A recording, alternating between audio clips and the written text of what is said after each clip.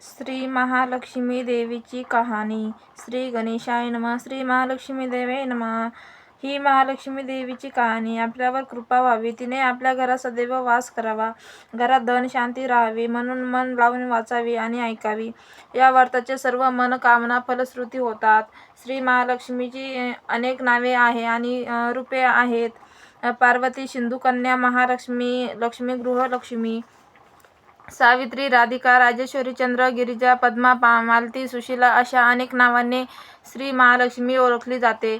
अशा या महालक्ष्मी देवीची ही कहाणी द्वापार युगातली भारतातील सौराष्ट्रात घडलेली आहे. सौराष्ट्र देशाचा राजा भद्रशव अतिशय शूर, दयाळू आणि प्रजाहितदक्ष होता. वेदशास्त्र पुराणाचा त्याचा अभ्यास होता. देव, ब्राह्मण, साधू संत त्यांच्या राज्यात सुखी होते. त्या राजाच्या राणीचे नाव होतं सूरजचंद्रिका. राणी रूपाने सुंदर, सुलक्षणी आणि पतिव्रता होती, पण अतिशय अहंकारी होती. मागच्या जन्मात ती एका वेश्याची भार्या होती. क्रोधी स्वभावामुळे तिचे आपल्या नवऱ्याशी सतत भांडण होई. एकदा ती रागाने घराबाहेर पडली. जंगलातून जाताना तिला काही सुवासिनी दिसल्या. त्यांनी श्री महालक्ष्मीचे व्रत धरले होते. त्यांच्याबरोबर तिने हे व्रत केले आणि ती आपले दुःख विसरली. कालांतराने त्यांची परिस्थिती सुधारली. देवीच्या कृपेने त्यांना पुत्रप्राप्ती झाली. तिच्या मरणानंतर तिचा पुन्हा पुनर्जन्म झाला आणि तिचे भाग्य उजळले. भद्रशवा राजाशी तिचा विवाह झाला. ती सुखात आणि ऐश्वर्यात लोळू लागली. पण तिच्या अहंकारी स्वभावामुळे ती माणुसकी विसरली. त्यांना एकूण 8 अपत्ये झाली. 7 पुत्रांनंतर त्यांना एक कन्या झाली. त्या कन्येचे नाव होतं शांबाला असे होते. राजा राणी अगदी सुखात राहत होते. असे असताना एकदा देवीच्या मनात आले की आपण आता राणीला भेट द्यावी. ती आपल्याला ओळखते की नाही ते बघावे. आपण तिच्या राजमहाली राहावे. त्यामुळे या राजा आणखीनच धनवान होईल आणि प्रजेलाही जास्त सुखी करेल. त्यामुळे देवीने एका गरीब म्हातारीचे रूप धारण केले. तिने फाटकी वस्त्रे घातली. माती मळवट भरून काठी टेकीत ती राजमहालाच्या दारी आली. तिला पाहताच एक दासी पुढे आली. तिने तिला विचारले, कोण ग बाई तू? कोठून आलीस? काय काम आहे? तुला काय हवे आहे? तेव्हा म्हातारीचे रूप घेतलेली देवी म्हणाली, माझे नाव कमला. मी द्वारकेहून आले आहे आणि तुझ्या राणीला भेटायचे आहे. तेव्हा दासी तिला म्हणाली, राणीसाहेब तर महालात आहे. तुझा निरोप मी त्यांना सांगायला गेले तर त्या मलाच रागावतील. काय हा तुझा अवतार? तो पाहिला तर त्या तुला हाकलून देतील. मला मात्र उगीच बोलणी खावी लागणार. त्यापेक्षा तू इथून आडोशाला थांब. थोड्या वेळाने मी त्यांना सांगेन. तिच्या या बोलण्याचे म्हातारीला फारच राग आला. ती संतापून म्हणाली, तुझी राणी गेल्या जन्मात एका वेश्याची पत्नी होती. दारिद्र्यपणामुळे त्या दोघांची नेहमी भांडणे होत. त्यामुळे ती नवऱ्याला सोडून जंगलात निघून गेली. तिच्या या दुःखी कष्टी अवस्थेमुळे मला तिची फार दया आली. नंतर माझ्या व्रतामुळे तिला ऐश्वर्याची प्राप्ती झाली. तिच्या जीवनात आनंद निर्माण झाला. तिने लक्ष्मी व्रत केल्यामुळे मृत्यूनंतर दोघेही लक्ष्मी लोकात वैभवात राहिले. त्या पुण्यायामुळे या जन्मी तिला राजकुलात जन्म झाला. तिचा या राजकुलात जन्म झाला. नंतर ती राणी पदावर बसली. पण वैभवाने आणि अहंकाराने तिला तिच्या देवीचाही विसर पडला. ती कुणाचीही पर्वा करेनाशी झाली. लक्ष्मी व्रताची आठवण करून देण्यासाठी मी इथे आले आहे, पण आता परत जाते. म्हातारीचे बोलणे हे ऐकून दासीने तिला थांबविले आणि तिला नमस्कार करून मोठ्या जिज्ञासेने तिला विचारले, मला सांगाल का हे व्रत? मी उठणार नाही, मातणार नाही, घेतला वसा टाकणार नाही. तेव्हा म्हातारीने दासीला लक्ष्मी व्रत सांगितले आणि काठी टेकीत परत जाण्यास निघाली. त्याच वेळी राणी महालाबाहेर आली. त्या दरिद्री म्हातारीला पाहताच तिला फार संताप झाला आणि ती उर्मटपणे म्हणाली, ए थेरडे, कशाला आलीस तू इथे? जा इथून, या क्षणी चालती हो. आणि तिने तिला राजवाड्याच्या बाहेर घालून दिले. तिच्या या वागण्यामुळे म्हातारीला अतिशय संताप आला आणि ती कडक तेथून चालती झाली. ती म्हातारी म्हणजे प्रत्यक्ष महालक्ष्मी होती हे राणीला कळलेच नाही. तेवढ्यात म्हातारीला वाटेतच राजकन्या शांबाला भेटली. तिने पुढे होऊन म्हातारीला नमस्कार केला आणि ती म्हणाली, आजीबाई, नका माझ्या आईचे रागावू नका. माझ्या आईचे वागणे चुकलेस. मी तिच्या वागण्याबद्दल तुमची क्षमा मागते. माझ्यावर दया करा. शांबालांचे हे नम्र शालीन वागणे पाहून म्हातारीला तिची दया आली.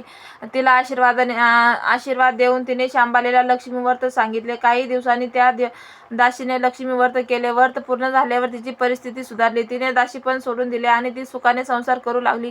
राजकन्या शांबालेनेही मार्गशीर्ष महिन्यातला पहिला गुरुवारपासून व्रताचे आचरण सुरू केले.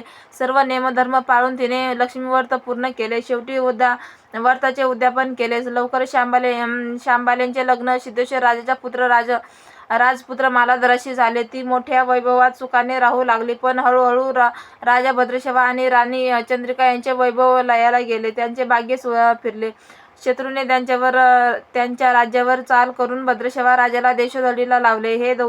हे दोघे अन्न पाण्यालाही महाग झाले. त्यांचे दिवस फार कष्टात आणि दुःखात जात होते. एक दिवस चिंतेत उगवत होता आणि मावळत होता. एक दिवस भद्रशवाला आपल्या कन्येला भेटावेसे वाटले. तिच्याकडे जावे, 4 दिवस राहावे असे वाटल्याने तो एकटाच निघाला. चालून चालून थकला भागलेला तो राजा शेवटी जावयाच्या राज्यात पोहोचला. थोडा वेळ विश्रांती घेण्यासाठी तो नदीकाठी झाडाखाली बसला. त्याच वेळी राजवाडीतील एक दासी नदीवर आली असताना तिने त्याला पाहिले. दासी धावतच राजवाड्यात परत गेली. तिने राजाला ही बातमी सांगितली. त्याचबरोबर राजाने त्याला घरी आणण्यासाठी रथ पाठविला आणि मोठ्या सन्मानाने भद्रशवाला राजवाड्यावर आणले. त्यांचा आदर सत्कार केला. राजकन्या शांबालेला वडील आल्यामुळे फार आनंद झाला. तिने त्यांची फार काळजी घेतली. मोठ्या सुखात आनंदात पाहुणचार घेत तो थोडे दिवस तेथे राहिला. काही दिवसांनी घरी परत जायचा विचार त्यांच्या मनात आला. त्याने मुलीला तसे सांगितले. शेवटी त्यांच्या घरून तो परत जाण्यास निघालेला असताना शांबालेने त्याला धनाने भरलेला एक हंडा दिला. मजल करीत भद्रशवा आपल्या घरी परत गेला. तो धनाने भरलेला हंडा पाहून राणी चंद्रिकेला फार आनंद झाला आणि मोठ्या उत्साहाने तिने त्या हंड्यावरील झाकण काढले तर काय आत फक्त कोळसेच निघाले. ते पाहून त्या दोघांनीही त्याला आपल्या कर्मांना दोष दिला. पण त्यांचे दुःखाचे दिवस काही संपत नव्हते. दारिद्र्याने त्यांना जगणे नकोसे झाले होते. एक दिवस चिंतेत सरत होता. शेवट सूरजचंद्रिकेलाही आपल्या मुलीला भेटायची, तिला डोळे भरून पाहायची इच्छा झाली. त्याप्रमाणे ती लेकीच्या घरी जाण्यास निघाली. मोठ्या कष्टाने शेवटी ती मुलीच्या घरी पोहोचली. आईला पाहताच शांबालेला फार आनंद झाला. तिने आपल्या आईला आदर सत्कार करून तिला कपडे लत्ते दागिने दिले. त्या दिवशी मार्गशीर्ष महिन्यातला शेवटचा गुरुवार. शांबाला लक्ष्मी व्रताचे उद्यापन केले. तसेच आपल्या आईकडूनही लक्ष्मी व्रत करून घेतले. मुलीकडे थोडे दिवस राहून चंद्रिका परत आपल्या घरी गेली. पण मुलीने वडिलांना कोळसे भरलेला हंडा तरी दिला, पण आपल्याला मात्र काही दिले नाही. याचा राग चंद्रिकेच्या मनात होता. लक्ष्मी व्रत केल्यामुळे आता काही दिवसातच चंद्रिकेची परिस्थिती सुधारू लागली. त्यांना त्यांचे पूर्वीचे वैभव परत प्राप्त झाले. त्यानंतर काही दिवसांनी शांबाला आपल्या आई वडिलांना भेटण्यासाठी माहेरी आली. पण चंद्रिकेने शांबालाचे स्वागत काही मनापासून केले नाही. पण शांबाला काही आईवर रागावली नाही. 4 दिवसांनी परत घरी जाताना तिने पूर्व वडिलांना दिलेला हंडा घेतला आणि त्यात मीठ भरून तो घेऊन ती आपल्या घरी गेली. घरी गेल्यावर मालाधाराने तिला हंड्यात काय आहे हे विचारले. शांबालेने त्या हंड्यातील मीठ दाखवले.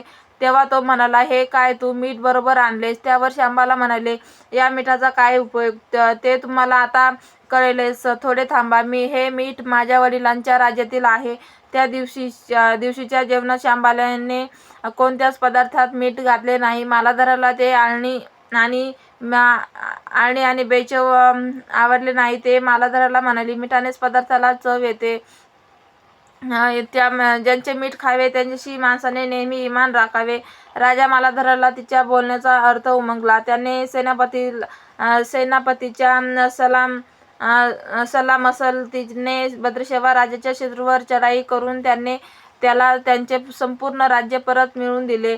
त्याला या युद्धात भरपूर लुटही मिळाली. त्यांनी मोठ्या सन्मानाने भद्रशवा आणि सूर्यचंद्रिकेला घरी बोलावले. त्या दिवशी गुरुवार होता. मायलेकींनी दोघींनी लक्ष्मीव्रत करून पूजा आरती करून रात्री सामग्र संगीत नैवेद्य तयार करून देवीला अर्पण केला. मालाधाराने त्या दिवशी राजाला त्यांचे धन अर्पण केले. या व्रताचे राजा राणीला त्यांचे गत वैभव परत मिळाले, सुख समाधान लाभले, त्यांचे दुःखाचे दिवस संपले. अशा प्रकारे त्यांची साता उतराची कहाणी 5 उतरे सुपर संपूर्ण झाली. जे लोक हे महालक्ष्मी व्रत मनोभावे आणि श्रद्धेने करतील त्यांच्यावर महालक्ष्मी प्रसन्न होईल, त्यांना वैभव आणि सुखाची प्राप्ती होईल. पण हे व्रत नित्य नियमाने केले पाहिजे, त्यामुळे लक्ष्मी त्यांच्यावर कृपेचा वरदहस्त सतत ठेवील. महालक्ष्मी व्रताची ही कथा संपूर्ण. ओम श्री महालक्ष्मी. ओम शांती शांती शांती.